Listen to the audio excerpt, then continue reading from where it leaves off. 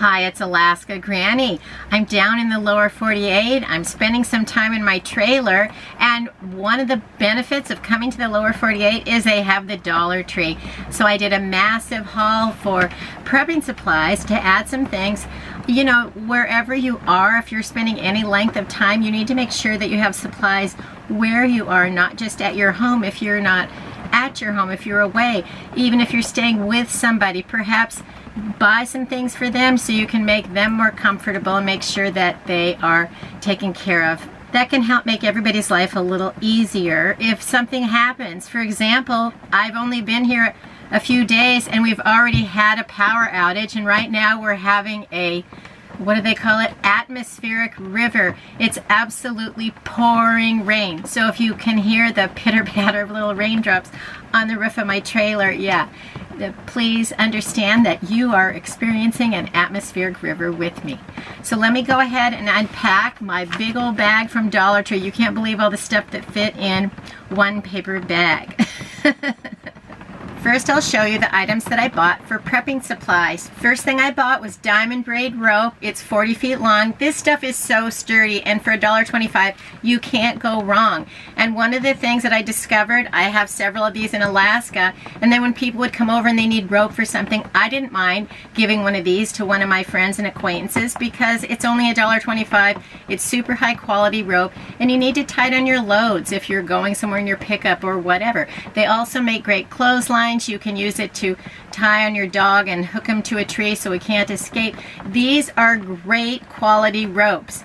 And so if you have the chance to pick some of these up, do it. A lot of the ropes at the Dollar Tree are just not worth it, but these definitely are.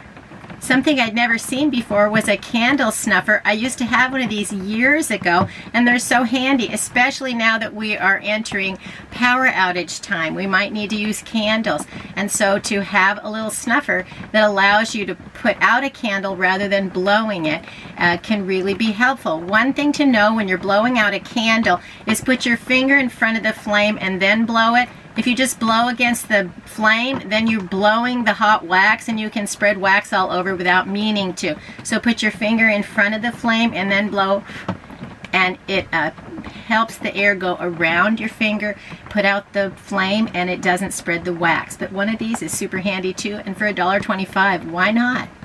I was able to pick up a few more of the clip-on book lights. My little grandkids love these, and I've had wonderful luck with these. The batteries included, they're $1.25, and I had one, you may have seen one of my videos in the past. My little grandson was visiting me, and he had one of these on for like a whole week, never burned out, and then I couldn't find it when he left.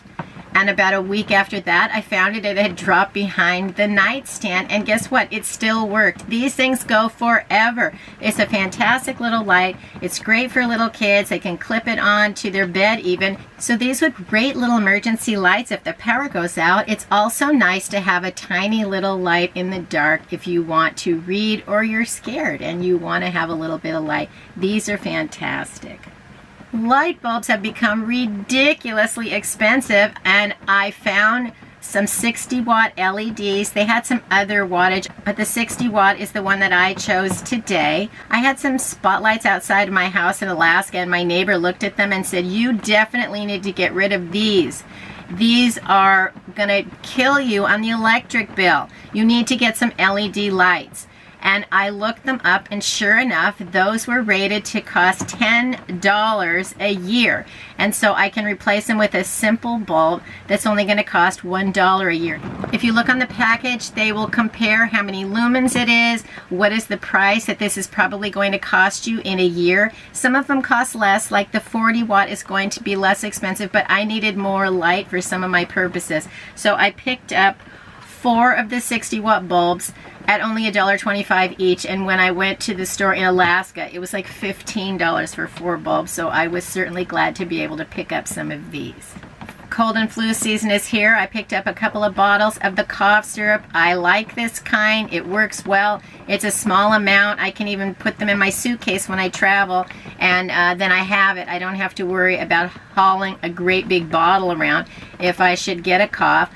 Plus, I like to have a small bottle so you can use it up, and then when your cough goes away, you don't have a half a bottle left over that you feel like you need to throw it away because you don't want to keep it in your first aid supplies for who knows how long till you'll need it again. So these are a handy way to have a small amount of cough syrup on hand.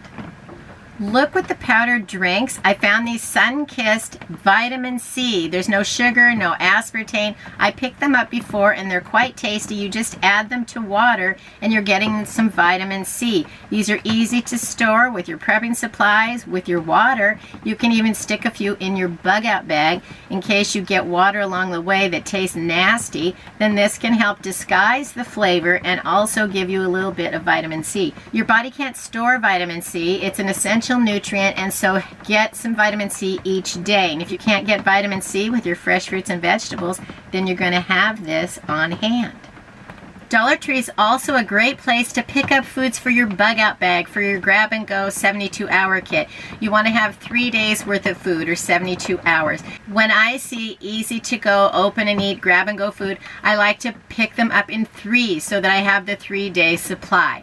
So here are some foods that I bought to put into my 72-hour kits. First is the little packs of salmon. These are delicious and they're very sturdy packages. They continue to last even past the date on them, but I don't like to store these long past the date. I like to use the cans of meat if I'm going to store it past the date. But fortunately, these have a date of 2025, and so these are going to last for several years as is. But you do want to store them carefully so nothing can puncture them. I picked up 3 of the Imperial Nuts fruit and nut blends. I found that the ones that have more fruit and less nuts don't go rancid as quickly, and so I like to find ones that have more fruit. And these have a date of the end of 2024, so these are going to last quite a long time as well. But remember, if you're storing them, say, in your car where it gets really cold or really hot, they're not going to last even to the date, because you need to store your food in a cool, dark, dry place. So if you're putting them in your car and it gets hot, plan to change them out every month, 2 months, 3 months, so that they don't go rancid from sitting in the car. These are really delicious. I've had lots of the different varieties of the Imperial Nuts, and they've all been very tasty, and they're great. I found the little packages that are already prepared, crackers and chicken salad by Brunswick. These, oh, Teddy says open one of those right now. These are really delicious. They even include a little spoon, and they're very tasty. And these have a date on them at the end of 2024. So it's nice to be able to find foods that are longer lasting. Some of the foods that I looked at, like for example, I've had the dried carrots before, and I saw them and I'm like, oh, I'm going to stock up on those because they're actually pretty handy. And I looked at them and they were already expired, 10/22. They're already out of date. And so you want to always look at the dates on the food when you're picking it up, because even when you think it hasn't been there in a long time, it must be new and fresh. It may not be. It may have been languishing in some storeroom and the trucks didn't come and bring it. You're okay. You're okay. You're okay. Teddy doesn't necessarily like the rain, and he loves food though, so he knows I've got food up here. You're okay. Teddy, did you get a new toy from Dollar Tree? Where's your new toy? Get your toy. Get your toy. Yes, you got a new toy from Dollar Tree. You like it. Next, I bought a few canned food items. The first thing I bought was some of the canned chicken. This stuff is really delicious. They only had 4 cans and 2 of them had a big dent right on the rim. You never want to buy something that has a dent on the seal, because if that seal is compromised at all, then your food is going to spoil, and you don't want to risk storing foods that is not going to last. These also have a date at the end of 2025, which is very exciting to find. I haven't found foods with 2025 on them that I can even think of. I'm thinking I've been lucky to find them with 2023 and 2024. So finding 2025 is really nice. Next I found canned mango. I haven't seen canned mango in a few years, and this is even dated 2025. It's a product of Thailand, so if you're concerned that your food is from a foreign source, look for the label that tells you where it's produced. Kingsford baked beans. I've never seen that before. I've certainly seen Kingsford charcoal, so this is worth a try. Remember, if you see one and you think it might be interesting, buy one and try it. You can always go back and get more. It's nice to have cans of beans on hand, and sometimes different brands have a different flavor, so just by opening a different can, you're adding variety and flavors into your everyday meals. This is also dated 2025. Surprisingly, I saw a Campbell's Beanie Weenies, which I'd never even seen that before, and I thought, okay, that might be a great thing to buy, to have some Beanie Weenies, because the hot dogs, I know in other countries you can find Frankfurters in a can, but I don't find them here, and I don't care to ever eat Vienna sausages again. But they were already expired. They were expired in October 2022. I'm not going to buy outdated food to put away in my stockpile. If I wanted to eat it like today and it's already expired, I feel like it shouldn't be the same full price as food that is dated 2025. I want the freshest food to put away, and even, yeah, I don't mind eating my own old food, but I'm not going to buy it at the store old and eat that. Did you realize popcorn is a forever food? You can store it away in an airtight container, and then you can use it to make popcorn. The thing to know about popcorn is inside each kernel is a little drop of moisture, and when you heat it up, that's what causes it to pop. So you don't want to store it in the freezer, and you want to protect it airtight so that the kernels don't dry up and they're not going to pop. If your popcorn won't pop anymore, I guess you could always grind it up and make some cornmeal. But having it to be able to pop it is going to be really nice.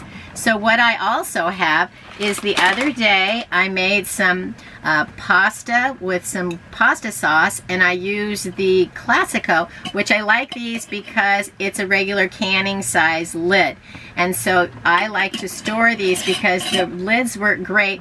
And if you don't want to use the Classico lid, you can use a regular canning ring and lid and seal it up. I don't ever reuse these for like canning, but I use them for dry food storage. So I'm going to put the popcorn into the jar.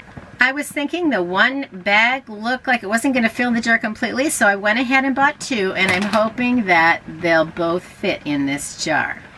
Dollar Tree can also be a great place to stock up on sauces and seasonings. So I did find a little bottle of A1 sauce, and this can last for a long time, years and years, in your prepper pantry. And so go ahead and get a few extra sauces so you can jazz up your flavors.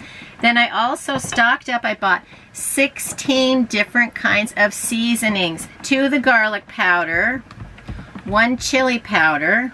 I got chopped onion. Sometimes you can find onion powder, and so then if you just want a little sprinkle, that works better. Sometimes having it ground up than just the chopped. But I don't ever buy like with salt in it because I want the seasoning. I don't want to pay extra for salt. I can add a little bit of salt.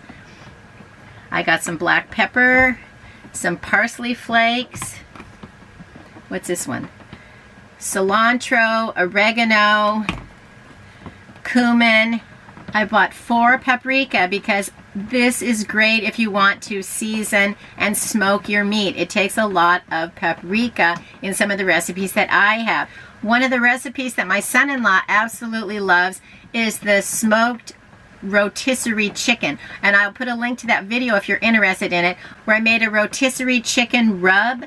And then it requires a lot of paprika. I rub it on the whole chicken and then smoked it as whole. And he even likes that particular flavoring on chicken drumsticks. And so then that's what we've been making for him, is that rotisserie chicken dry rub on whatever chicken pieces that we decide to smoke for him. I bought 2 packages of thyme and 1 Italian seasoning. Now, you don't necessarily have to buy them already mixed up unless you don't have these other things. But if you ever are wondering what's in Italian seasoning, it might be seasonings you already have on hand. I'll put a link to a video I made on how to mix your own Italian seasonings from seasonings you might already have in your prepper pantry. So those are all of the items that I bought at the Dollar Tree for my Prepper Pantry haul. You can see I got a wide variety of things. It all fit in one bag, so it's going to fit compactly, either in my trailer or in some of it's going in my suitcase for when I go back to Alaska. So if you are lucky enough to have a Dollar Tree near you, I hope you're checking it out. Leave us a comment on what are the favorite things that you're still finding so that you're going to have the supplies you need. We know the world looks just crazy these days, and so we don't know what's coming. And we know that we can get food and supplies that are going to be handy, that we can have to use.